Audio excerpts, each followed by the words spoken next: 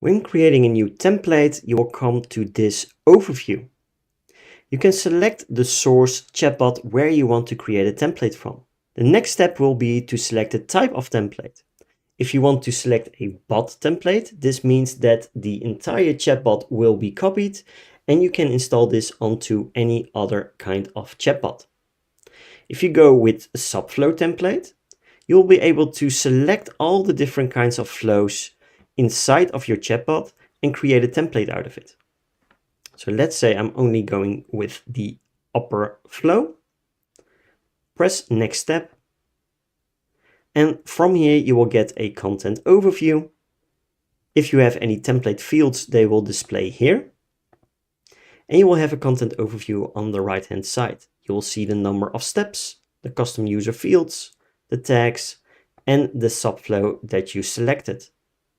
If you press next, you will be able to give the template a name. You can give it a description. You can give it a template version. You can give it a cover image. And then you also have 3 different kinds of options. If you select publishable, this means that you allow recreating this template as a new template. So if you are creating a template for your clients and you install it on the client's page, this allows the client to create a template out of those selected flows.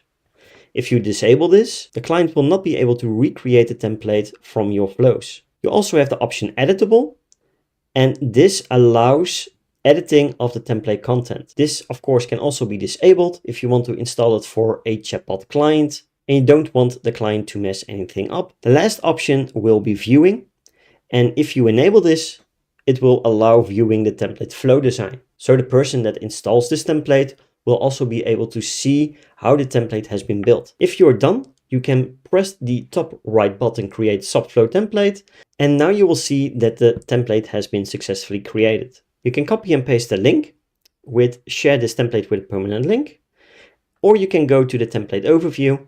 And if you go to the template overview itself, you will be able to give the template more info like an overview, guidelines, and more images.